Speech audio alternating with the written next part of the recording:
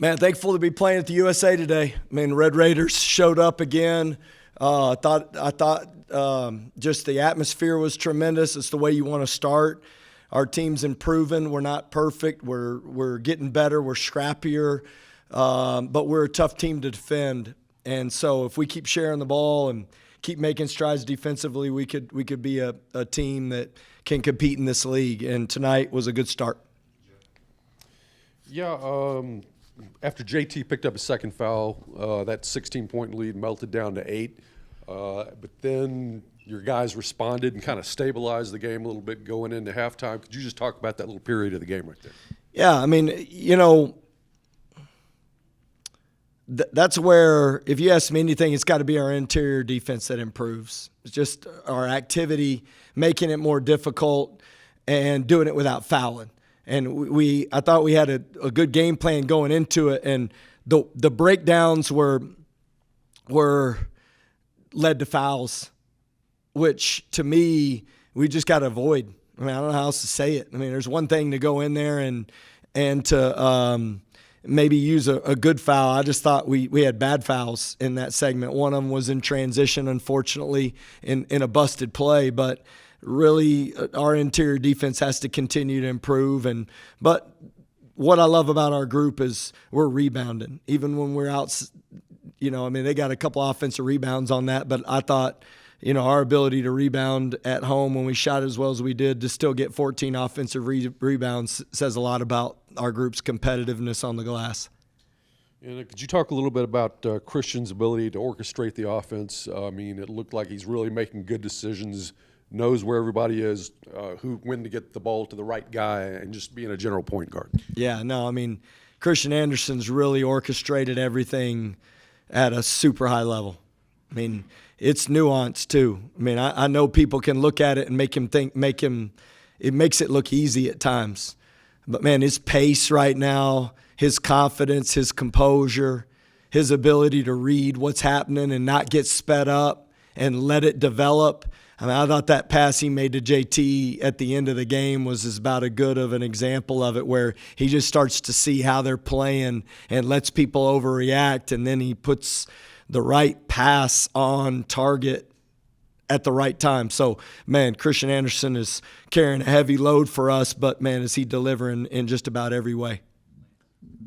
Grant, you were able to, it tied a season high at 17 threes back to Linwood, and then you beat him up with a nice pick-and-roll game as well. How pleased were you to be able to do both phases of that game and be effective?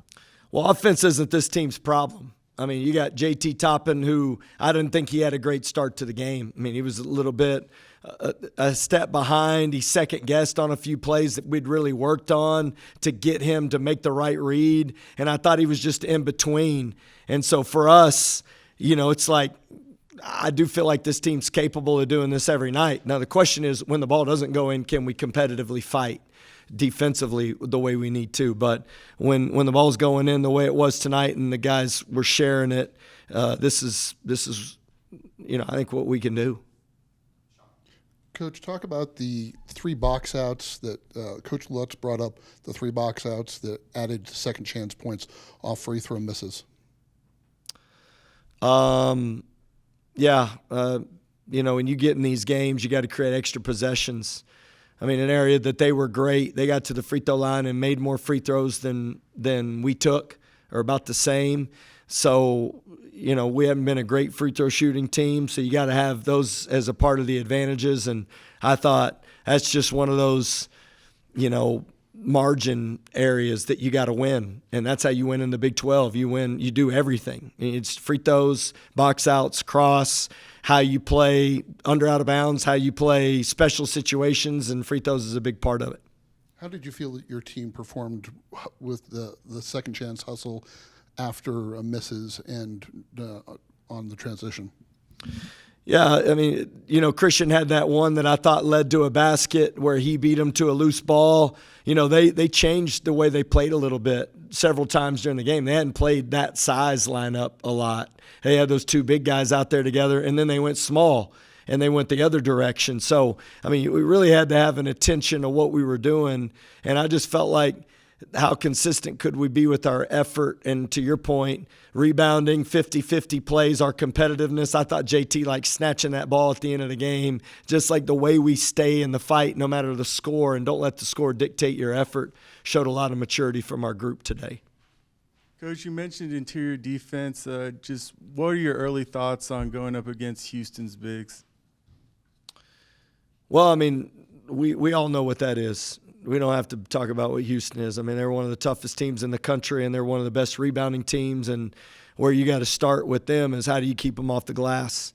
And, Houston's been the standard in our league the last couple of years, and our effort and our scrap and our ability to do without fouling is going to be really important in how we play interior and how we compete around the rim. Coach, you talked really previously about players making strides in practice on offense and defense. Tyreek Bryan had a really good game today with his closeouts, with hitting threes. Do you have anything to say about that? Yeah, I mean, I love Tyreek Bryan. Always have, man. And earlier he got thrust into a role where he's playing a lot of minutes. And I think what happens is you start to see maybe just a lack of urgency because you're playing. And we were trying to bring him along, and I think what he's done is he's just really committed himself like Lawan did. I mean, if you'd have watched our day off, he's out there working. Dude's really working, and he's putting in the time, and our team loves him, and he loves our team. It's just you're thrust into a lot of these games that have high expectation, and you're not even prepared. That's what I would say. He's not prepared the way we want him to do it because he's got injured, and he was injured going into the Duke game. That's what people don't know, and we weren't trying to make excuses because we don't want it to be that way, but he twisted his ankle about as bad as you can do it going right into that game the day before we left and tried to play a little bit, and people thought, no, he's learning the edge that I want him to play with. That's different, I will tell you, and that's where it's got to start with him. So Jalen Petty playing great really helps us because then I think we can bring him along where early we felt like we needed to have him out there and just wasn't quite ready because of the practices and because of the intensity I needed him to play with. But, man, was he awesome today. Tyree was just excellent. He's engaged. He's competitive. I told him one of my favorite plays, nobody will even know what happened, but 9 was playing good a little bit to start early. And I thought he was difficult to defend all game long. So Roy gets the ball in the middle of the floor, and Tyreek Bryan sprints back and guards him in the middle of the floor, and people won't even talk about it. But to me, it was like one of the most important plays of the game. It was right when they were making that run, and he goes and makes a great defensive effort, and it doesn't have anything to do with the ball going in. So just appreciate his resilience to stay in the fight when things haven't been easy for him. You mentioned Jalen Petty. I asked Christian Anderson this, but he played 38.5 minutes. Just talk about how key it is for Jalen to come in and his growth at getting on the board, even on the defensive side, just taking that stress off of Anderson. Yeah, I mean, in that stretch where we didn't play well is when Jalen Petty got in foul trouble too, so he had to come out of the game. I mean, his ability to go guard the ball, he changes the game in his shot making and he's got juice. I mean, he's fun to watch. He's fun to coach. He's fun to be around every day. I mean, we got routines, so you get in a routine and you don't even know you're doing it. After the game, Matador song, we're loving it. We get off the court, I'm running out, and all of a sudden Jalen Petty runs into me and hugs me. He's like, Coach, I love you, man.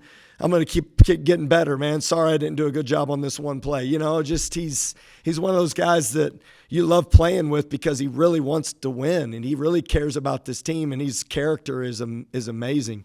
So I'm thankful for him because he had 3 assists, and I think the biggest thing you can say about him is he had 6 defensive rebounds, and he was our second best defensive rebounder today at his size. And then he doesn't have any turnovers.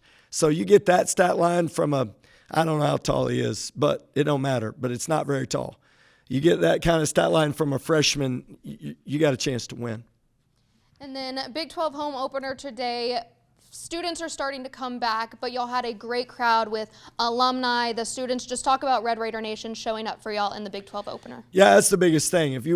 Since I've been here, that's been the one area that we've struggled is home games when our students haven't been here and we just haven't had much success. And a lot of that's me. I mean, trust me, I screwed it up enough. So I'm not saying that's the case, but I did think the energy was right in the building today and really gave us a lift. As always, man, Red Raiders show up when you need them, and we needed them today, and I thought it was tremendous. So I'm excited to get our students back, though. So anybody want to come to Houston, come on, and let's get in that building too. Kind of building off of that, Coach, going to have quite a few ranked teams coming up in Big 12 team, guys like Houston, Kansas. How did your non-con schedule and the teams that you picked to play in that prepare you for what's to come in the next few months? Well, I mean, we probably played the toughest schedule we've ever played here at Texas Tech in non-conference play, and this team wanted that part of it. That's been helpful, and it exposes things early that we know we need to get better at. I wish we'd had more practice time, just like I do as we go into this stretch run of playing a road game. But what it does is it does bring you together, whether you like it or not. It makes you depend on each other. And that's why you look at this game, we had 5 guys in double figures, and Tyree was at 9, close to it. I mean, that's how you win. That's how you really win. And so that's what I love about this group. And that's what I love about how we've improved. We keep getting better, and our non-conference schedule has definitely put us in that position. Are we there yet? Not even close. And this Big 12 is going to be a gauntlet, but we definitely had the right schedule to put us in a position where now we're prepared and at least know what our deficiencies are and how we need to get better every game. And I did feel like we got better over the course of that game.